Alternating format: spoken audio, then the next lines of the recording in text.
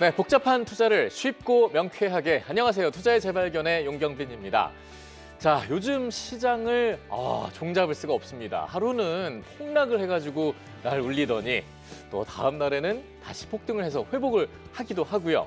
자, 이렇게 낙폭을 또 만회하기도 합니다. 뭐 위아래로 높이 출렁이는 요즘 같은 시장에서 그래도 또 포기할 수 없는 게 있죠. 네, 그렇습니다. 그게 바로 수익률일 텐데요.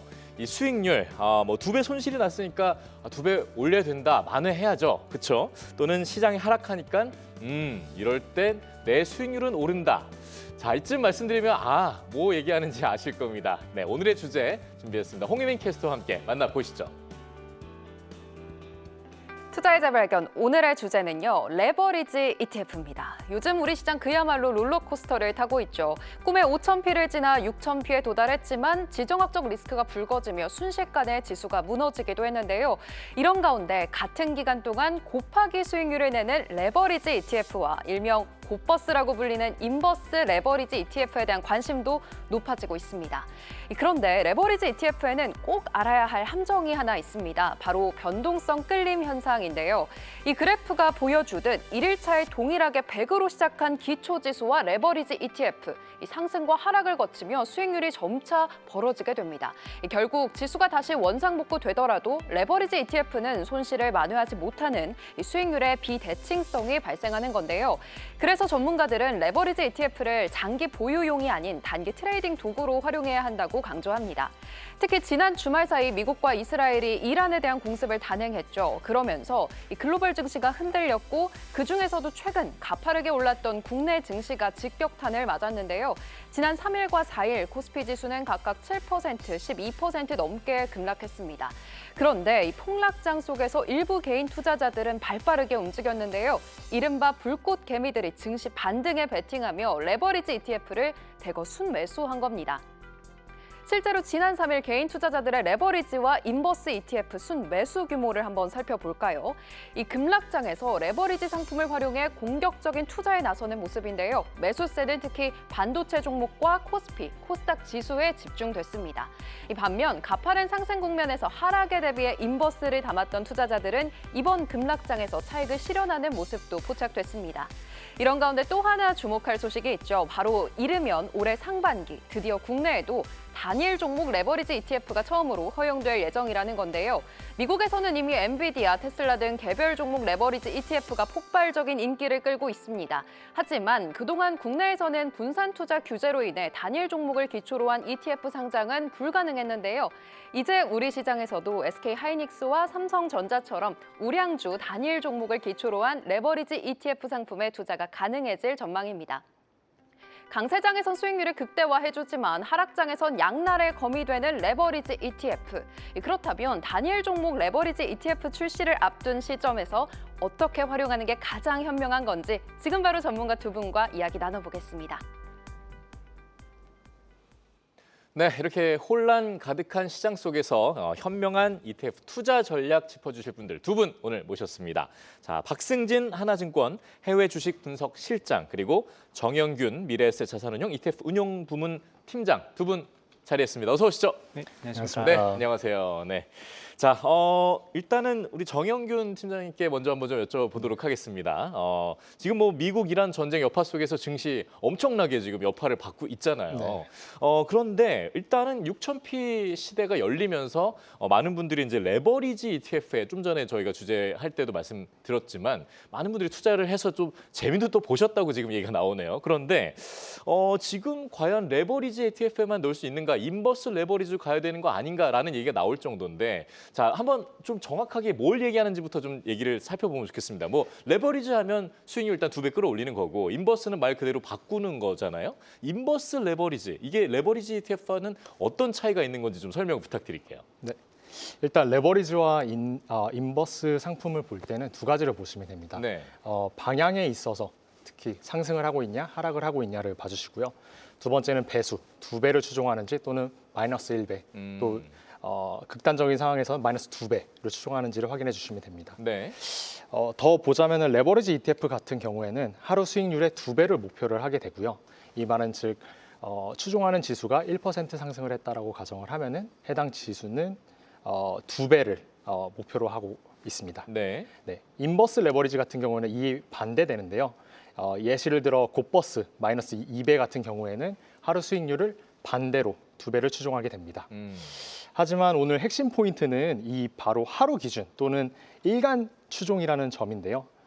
즉 해당 ETF가 단순하게 누적 수익률을 두 배로 만들어주는 게 아니라 매일매일 목표 배수를 맞출 수 있도록 리밸런싱, 즉 펀드를 재조정하는 이 구조임을 이해하셔야 됩니다. 네. 네, 운용 방식 또한 보통은 현물을 두 배, 즉 개별 종목을 두 배를 담는 구조가 아니라 선물 상품을 활용해가지고 이제 스왑이든 선물이든 파생 포지션을 통해서 목표를 맞추게 됩니다. 이런 구조 때문에 추적 오차라든지 롤오버 그리고 스왑 같은 숨겨진 비용이 발생하게 됩니다. 네.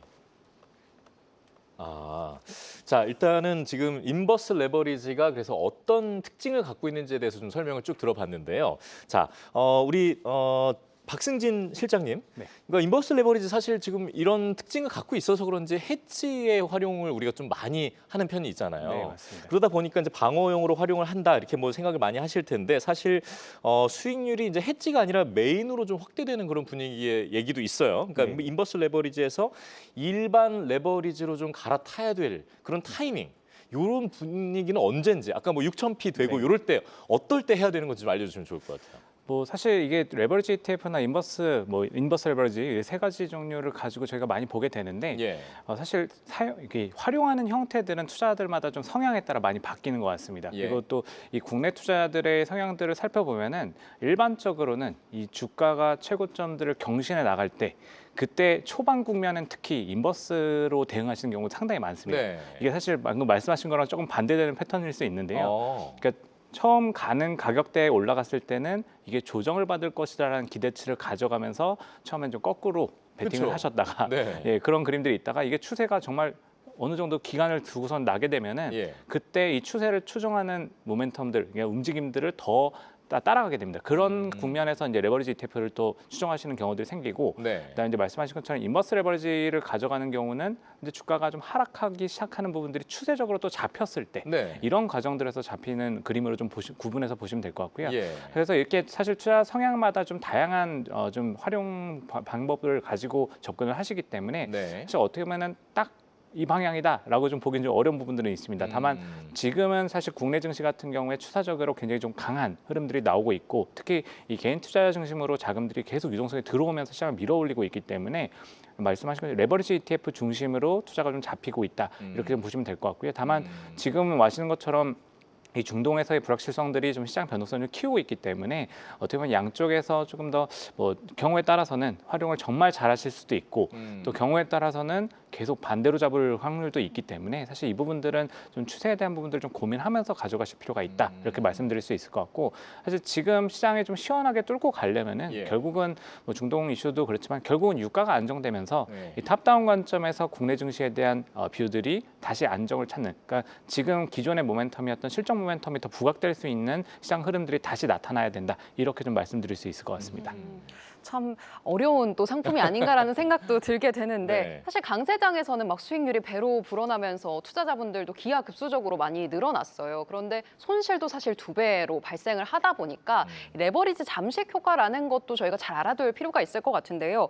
이 부분 때문에 시장이 원래대로 돌아와도 내 자본은 또 더 줄어들 수 있다 이런 얘기가 있어서 혹시 이게 또 곧버스에도 적용이 그대로 되는 건지 팀장님께 좀 여쭤보겠습니다. 네, 결론만 말씀드리자면 곧버스도 당연히 레버리지 잠식 문제가 생기게 되고요. 네. 네. 이유는 간단합니다. 제가 아까 설명드렸던 일별로 목표 배수를 맞추는 구조와 그리고 매일별로 복리 효과가 또 이제 결합되면서 이 해당 예시가 발생하게 되는데요. 수치로 말씀드리면 좀 이해가 편하실 것 네. 같아요. 네. 추종하는 지수가 100이라 가정을 하고 이게 첫날에 10% 오른다 가정을 네. 하면은 이 110을 도달하게 되고요. 네. 만약에 그 다음 날 이게 마이너스 뭐 9.09%인데 이제 100으로 다시 돌아왔다라고 가정을 하게 된다라면 원 지수는 그렇게 그대로 있지만 2배 레버리지 같은 경우에는 첫날에 10%가 아닌 20%를 올라간 120을 도달하게 되고요. 예. 다시 돌아오는 그 9.09%의 2배인 마이너스 18.18%를 기록했을 때 100이 아닌 98.18로 돌아오게 됩니다. 이와 같이 추세가 뭐 출렁이지 않고 뭐 이 현상이 누적이 되게 되면은 올라가든 내려가든 큰 변동성만 큰 횡보장에서는 할 수 없이 이런 잠식 효과가 발생할 수밖에 없고요. 다만 추세가 명확할 때는 네. 유리할 수 있는 점은 확실히 있다라고 생각합니다. 뭐 덧붙여서 제가 실전 포인트를 한 가지 말씀드리고 싶은데요. 네. 일단 레버리지 곱버스는 향후 이제 전망을 하고 거기에 대한 투자 베팅을 하는 게 아니라 전략적으로 들어가고 매매를 하는 영역이다 말씀드리고 싶습니다. 네. 전략에는 당연하게 내가 진입해야 되는 근거, 그리고 손절과 익절을 할 수 있는 그 기준, 그리고 최대 보유 기간이 정확하게 정해져 있어야 되고요. 이런 세 개의 그러니까 명확한 지시사항 없이 장기 투자로 접근하시게 되면은 잠식 효과라든지 아니면 예상 밖에 나는 이제 레버리지 투자를 했는데 갑자기 예상치 못한 급락이라든지 아니면 나는 인버스에 투자를 했는데 갑자기 급등을 한다든지 이런 네. 경우에 내 투자 원금이 급격하게 줄어드는 효과를 확인하실 수 있고 그런 경우에는 원금 회복이 매우 어려워집니다. 네, 그거를 이제 효과라고 얘기하기에는 좀 큰 짐이 되고 있는 그런 상황이죠. 근데 방금 말씀을 해주셨지만, 그러니까 장기 투자로 가져가기에는 굉장히 좋지 않다라는 얘기들을 진짜로 많은 분들이 하거든요. 그러니까 박승진 실장님께 한번 여쭤볼게요. 이게 왜 그런 겁니까? 오래 투자하는 거 아니다. 인버스든 뭐 레버리지든 그거 짧게 치고 빼야 돼. 뭐 이런 얘기 왜 나오는 거예요? 정확하게? 근데 이게 뭐 사실 전략에 따라서 굉장히 다양한 뭐 좀 이렇게 전략들을 펼칠 수 있게 만들어진 도구로서 저희가 좀 보게 되는데요. 예. 사실 이게 또 이렇기 때문에 굉장히 여러 가지 상황에 놓일 수가 있다라고 보시면 될 것 같습니다. 네. 그리고 사실 이게 구조적으로 아까 팀장님께서 말씀도 주셨지만 이게 이 ETF를 만드는 과정에서 이제 현물 포트폴리오를 만드는 게 아니고 어떻게 보면은 파생 상품이라든가 수합이라든가 장외 상품들을 가지고 들어오게 되면서 추가적으로 어떻게 보면 좀 약간 더 평소보다 고비용의 상품들이 이 안에 들어가게 되는 이런 구조들이 만들어집니다. 그래서 그렇죠. 사실은 이게 내가 원하는 추세가 낮다라고 하면은 빠르게 수익을 낼 수도 있지만 만약에 이 추세가 더디게 나게 되거나 좀 횡보하게 되는 경우에는 이런 코스트들이 비용들이 더 네. 생각보다 커지게 되는 이런 현상들이 발생할 수 있다는 부분도 보실 필요가 있고요. 네. 그리고 또 아까도 앞서 또 말씀하신 것처럼 이 잠식 효과, 그러니까 음해복리 효과라는 이런 부분들이 시장에서 길게 끌고 가면 갈수록 그러니까 추세가 났음에도 불구하고 등락이 반복되는 과정들이 된다라 하면은 기초 자산의 가격들을 제대로 추종하지 못할 가능성이 분명히 열려 있다. 뭐 이런 부분도 살펴보실 수 있을 것 같고요. 네. 사실 또 특히 또 한 가지 더 말씀드리고 싶은 부분은 특히 이제 인버스 ETF들, 뭐 인버스 레버리지 ETF나 곱버스 ETF 이런 것들 투자하실 때는 사실 이 자산 가격이 일단 성질을 보면은 일단 경제 성장이 되고 기업 실적이 우상향하는 기조들이 꺾이지 않는다라 하면은 사실 인버스의 그 투자를 좀 길게 하는 경우에는 네. 조금 이제 손해를 볼 가능성들이 상당히 좀 높아질 수 있다. 어. 이건 뭐 사실 뭐 코스피부터 시작해서 S&P 500 뭐 주가 차트 지수를 좀 길게 그려보시면 충분히 볼 수 있는 현상들이기 때문에 예. 이런 과정들을 좀 염두에 두고 접근하실 필요가 있다 말씀드릴 수 있을 것 같습니다. 어쨌든 뭐 리스크가 계속 커진다는 얘기 아닙니까? 쉽게 얘기해서. 그렇죠. 방향성을 지금 잡고 일단 레버리지든 인버스도 잡았는데 그거를 계속해서 우리가 잘 끌고 나가기에는 시간이 길어질수록 변동성은 커질 수 있으니까요. 그만큼 손해도 커질 수 있다는 점을 동시에 좀 우리가 생각을 해봐야 될 것 같고요. 자, 뭐 증권가에서 뭐 그래도 여러 가지 이슈들이 있음에도 불구하고 7,000선 포기하지 않는 이슈인 것 같더라고요. 보니까. 자, 그렇다면 레버리지 ETF 뭐 계속 좀 당분간 이어지지 않을까 뭐 이런 생각을 좀 해볼 수 있는데 이쯤에서 그럼 최근 좀 성적이 좋았던 이 레버리지 ETF가 어떤 것들이 있었는지 좀 먼저 좀 우리가 좀 살펴보면 좋겠어요. 정영준 팀장님. 네. 네, 저희 최근에 이제 연초 후 수익률을 ETF 수익률을 보게 되면은 사실 1위에 지금 타이거 반도체 탑10 레버리지가 위치해 있고요. 약 92% 가량 기록을 하였고 2위에 코덱스 반도체 레버리지가 약 84% 가량 수익률을 냈습니다. 예. 지금 아마 차트가 올라가서 보고 계실 텐데 가장 투자자분들이 관심 있어 하시는 부분이죠. 이제 네. 수익률 부분인데 이와 더불어서 코스피 200 IT 또는 방산과 같은 그를 추종하는 레버리지 상품들이 74% 그리고 50%를 기록하면서 상위권을 채웠습니다. 야. 즉 이제 코스피 지금 대표 지수를 그 대변하는 뭐 코스피 지수라든지 아니면 코스닥에 대한 레버리지도 수익률이 좋지만 그 안에서는 반도체가 이 레버리지 그 수익률에 대한 엔진 역할을 했다라는 예. 거를 제가 말씀드리고 싶고요. 그러네, 위에 거의 다 반도체들이 있네요. 네. 그리고 다만 제가 꼭 붙이고 싶은 멘트가 한 가지 있습니다. 예. 수익률이 지금은 좋았던 상품들이 앞으로도 무조건 좋다가 아니라는 점을 제가 꼭 말씀을 드리고 싶고요.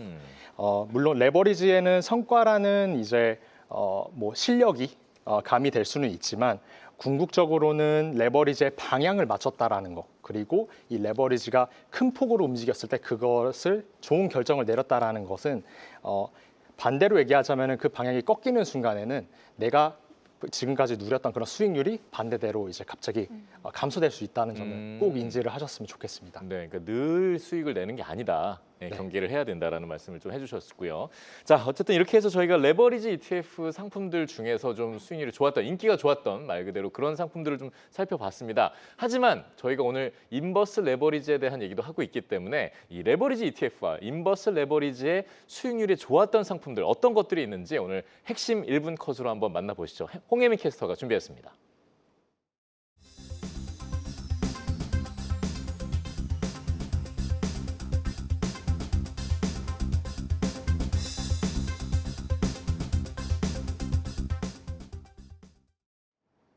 네, 오늘 핵심 1분 컷으로는 국내 레버리지 ETF와 인버스 레버리지 ETF의 수익률 성적표를 한번 준비해봤는데요. 연초 대비 수익률과 최근 일주일 수익률에서 각각 어떤 ETF들이 두각을 나타내는지 지금 바로 확인해 보시죠.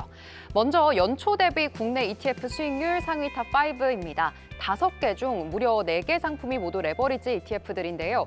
그중에서도 역시 반도체 레버리지 ETF들의 독주가 인상적입니다. 타이거 반도체 탑10 레버리지와 코덱스 반도체 레버리지 ETF 이 두 가지 모두 SK 하이닉스와 삼성전자를 높은 비중으로 담으면서 연초 대비 150% 안팎의 수익률을 기록 중이고요. 타이거 200 IT 레버리지 ETF도 97%의 수익률로 바짝 뒤를 쫓고 있습니다. 5위는 플러스 K 방산 레버리지 ETF가 차지했는데요. 지정학적 리스크 속의 방산 섹터도 강세를 보이고 있습니다. 그렇다면 연초 대비 가장 부진한 수익률을 기록 중인 ETF들은 뭐였을까요? 하위 탑 5를 보니 인버스 2배 레버리지 ETF들이 대거 자리하고 있죠.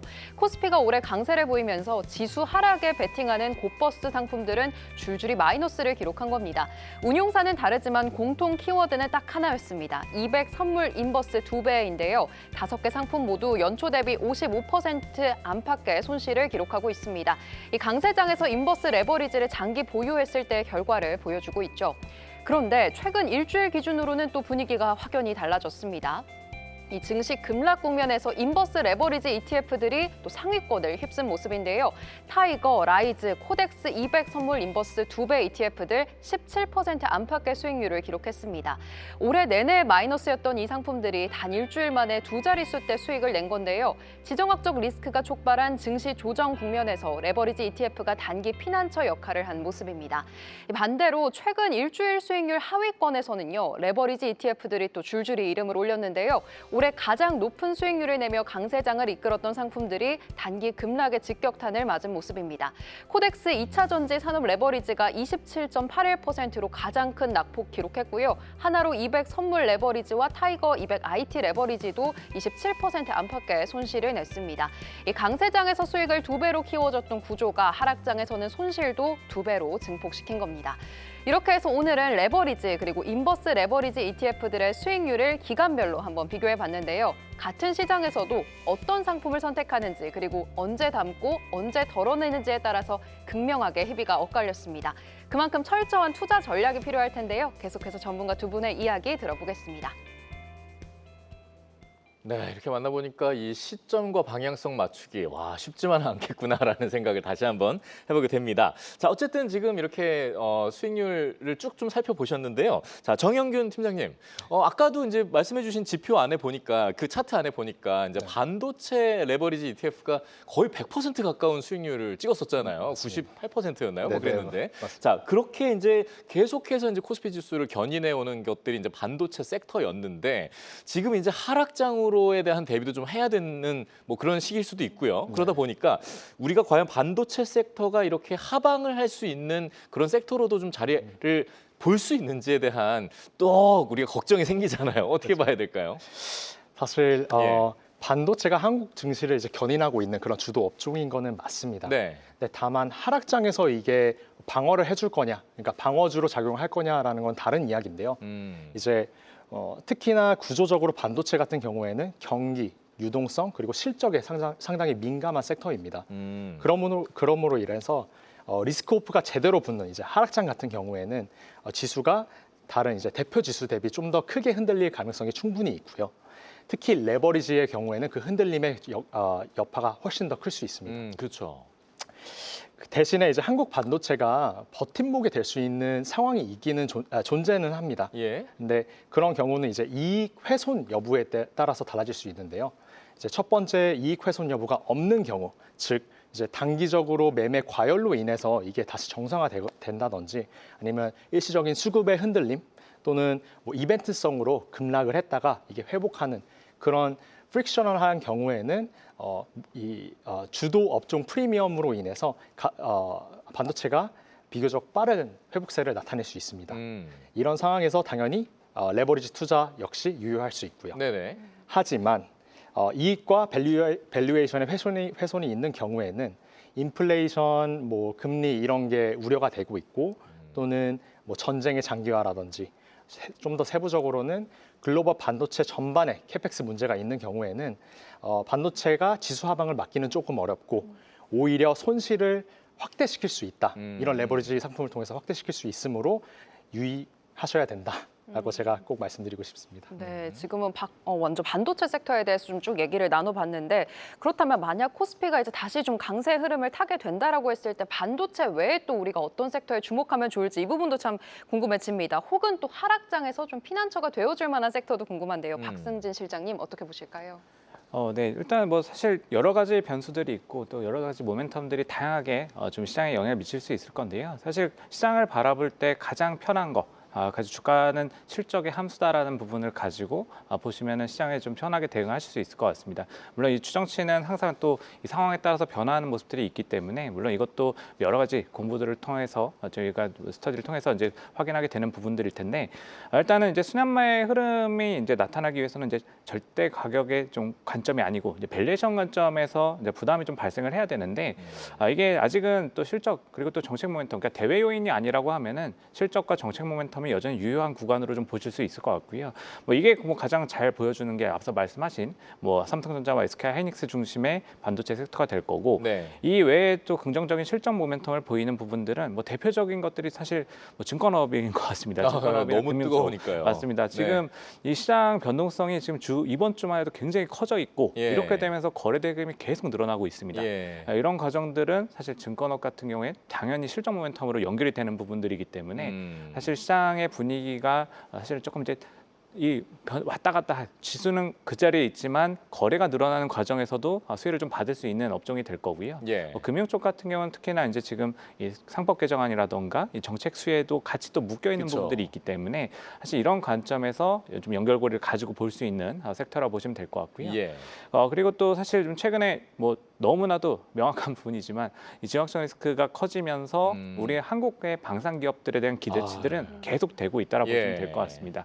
그리고 또 이게 미국 같은 경우는 지금 국방 정책의 방향성이 변화하는 모습들이 있고 사실 이게 또 보면은 미국이 조금 이제 그 미국의 아메리카 대륙에 조금 이제 집중을 하면서 다른 지역들 같은 경우는 좀 알아서 지켜라 이런 스탠스들을 또 보여주고 있기 때문에 이런 과정에서 이제 그 방산 기업들 중에서는 저희가 이제 생산이라던가 이 속도에 대한 개발 속도에 대한 부분들이 굉장히 빠른 기업들을 많이 가지고 있기 때문에 네. 방산 기업들이 포트에 들어가 있는 ETF들 이런 것들도 좀 살펴보실 수 있을 것 같고요.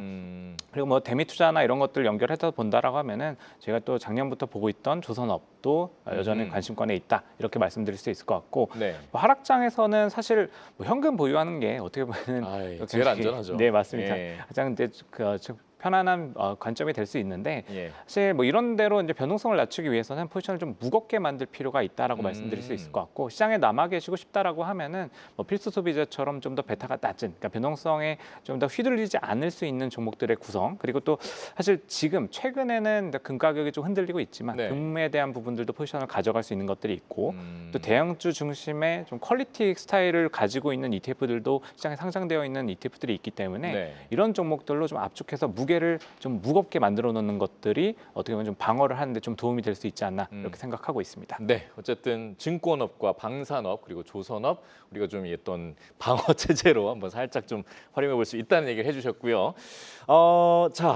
시장이 계속해서 좀 질문 드려볼게요. 지금 사실 오늘 제일 이제 하고 싶었던 얘기가 바로 이게 아닐까 싶은데요. 이제 2분기에 저희가 이제 단일 종목 레버리지 네. ETF가 이제 출시가 되지 않겠습니까? 네. 그러다 보니까 많은 관심이 쏠리면서 또 우려도 동시에 지금 같이 발생을 하고 있는데 지금 이게 도입이 되면 단일 종목 어떤 영향을 좀 끼칠 거라고 보십니까?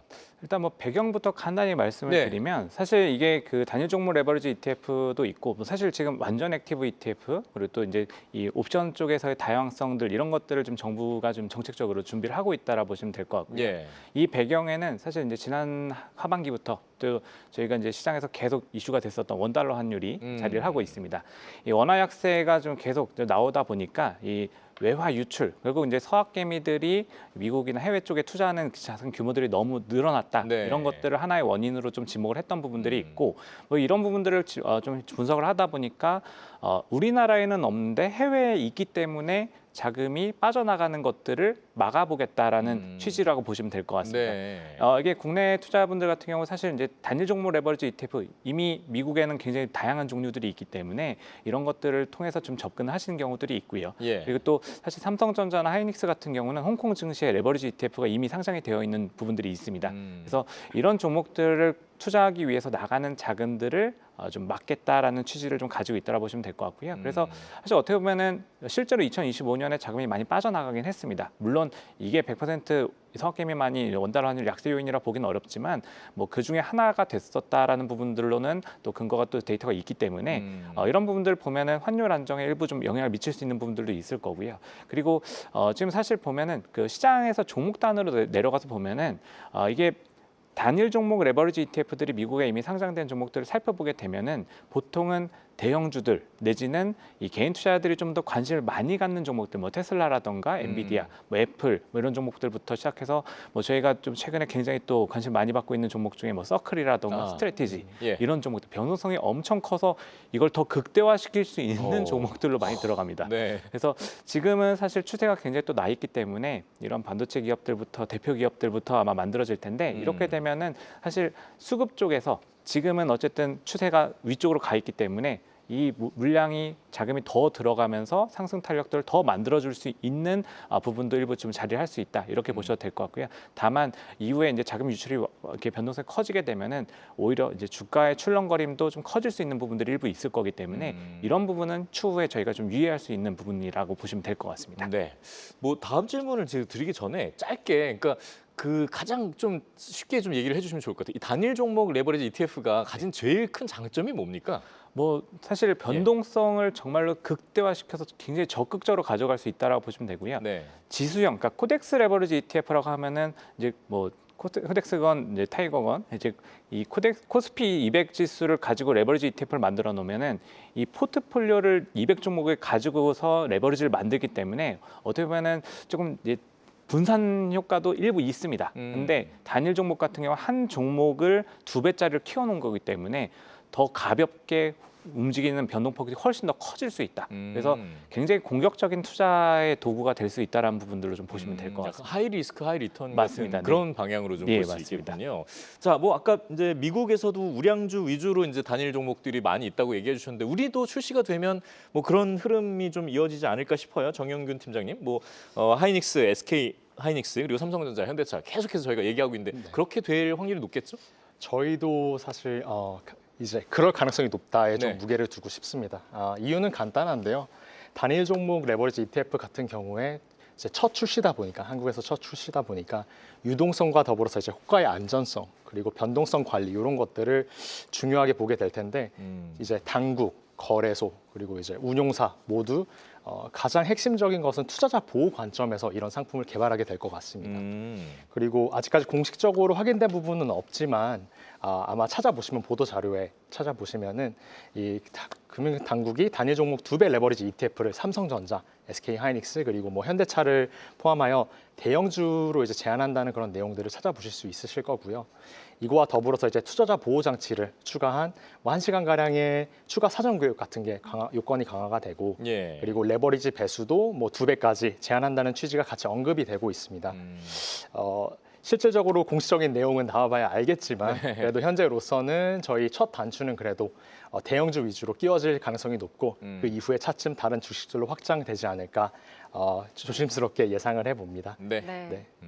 단일 종목에 대한 이야기도 나눠봤는데 레버리지 ETF 투자 어쨌든 계속할수록 또 지금처럼 흔들리는 시장에서는 해지 수단도 참 중요하지 않을까 싶습니다. 그래서 이 두 분이 생각하시는 해지 수단 좀 여쭤보려고 하는데요. 박승진 실장님부터 간략하게 좀 말씀 부탁드립니다. 사실 뭐 레버리지나 인버스를 제외하고 또 해지 전략들을 좀 활용한다고 하면은 사실 뭐 아까 말씀드렸던 금을 좀 더 좀 말씀드릴 수 있을 것 같습니다. 지금 사실 뭐 최근에 그러니까 이번 주만 놓고 본다라고 하면은 주초에는 잠깐 이제 금 가격이 추가적으로 같이 올랐다가 네. 빠지는 그림들이 나오고 있는데요. 사실 이게 보면은 결국은 이제 통화 정책에 대한 부분으로 해석이 된다라고 보시면 될 것 같습니다. 유가가 올라가면서 인플레이션 전망이 좀 같이 이제 나오고 있고 이게 연준의 금리 인하를 막을 것이다. 이렇게 되면 달러가 강세를 간 요인이기 때문에 금에 대해서는 사실 또 안 좋은 방향으로 부정적인 모멘텀이 될 수 있는 부분들이 있습니다. 다만 전체적인 글로벌리 전반의 이제 정책 기조들을 본다라고 하면은 사실 이게 재정 확장 기조들은 계속되고 있습니다. 이것도 결국 지금 전쟁에 대한 부분들도 국방비를 좀 계속 쏟아붓는 패턴들이기 때문에 결국 재정 리스크가 좀 커질 수 있고 관세 환급에 대한 얘기들도 나오고 있다라 하면은 달러화에 그리고 또 다른 국가들도 재정 확장 기조들을 계속 펼치고 있다는 부분들을 보면은 결국은 작년에 봤었던 뭐 기울기 정도는 아니겠지만 네. 금 가격이 충분한 상승 여력을 더 가지고 있다라 보시면 될 것 같고요. 그런 과정에서는 금 현물 ETF, 뭐 조금 더 적극적으로 본다라 하면은 금 채굴 기업으로 만들어진 ETF 이런 것들을 또 활용하면은 또 그 적절한 투자의 해치 대안이 좀 될 수 있지 않을까라고 생각하고 있습니다. 네, 금과 관련된 부분들을 좀 해치 수단으로 사용해보자 얘기해 주셨고요. 정영균 팀장님께서는 그럼 어떤 부분 좀 강조해 주실까요? 네.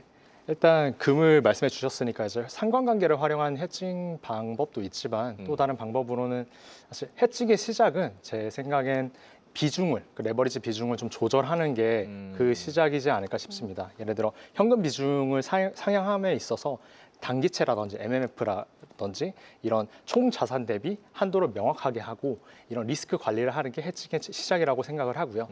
그 외의 것들은 이제 오늘 논의되었던 인버스 ETF 자체로 해칭하는 방법도 또 있습니다.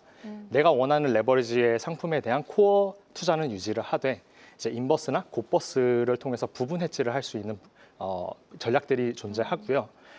조금 더 나아간다라고 하면은 변동성이나 추세 신호에 맞춰서 이 비중을 조절하는 좀 레버리지를 늘리고 상황에 따라 인버스를 늘리고 이런 상황을 대처를 하실 수도 있을 것 같습니다. 하지만 궁극적으로 해지는 수익을 내기 위한 그 전략이 아니라 살아남기 위한 전략이다라는 거를 꼭 인지하셨으면 좋겠습니다. 알겠습니다. 자, 이렇게 해서 이제 저희가 쭉 해지 전략까지 좀 살펴봤는데요. 오늘 이제 인버스 레버리지 ETF와 레버리지 ETF, 자, 이걸 어떻게 투자에 활용하느냐에 대해서 이제 많은 얘기를 풀어봤습니다. 한 줄 정리로 다시 한번 좀 꼭 기억해야 될 점을 한번 촉해 보려고 하는데요. 정영균 팀장님께 먼저 한번 부탁드려보죠. 네. 한 줄을 정리를 하자면 레버리지, 인버스 모두 이제 이런 말이 있죠. 요리를 함에 있어서 같은 칼이라도 네. 요리했으면 도구지만 이제 전쟁의 칼을 쓰게 되면은 이게 무기라는 점을 꼭 기억을 하셨으면 좋겠고요. 그래서 이런 리스크를 꼭 인지를 하시고 투자에 임하셨으면 좋겠습니다. 방향과 배수가 핵심이라고 이제 말씀을 해주셨던 것 같습니다. 네, 맞습니다. 그거에 대해서 설명을 조금만 부탁드릴까요? 간략하게.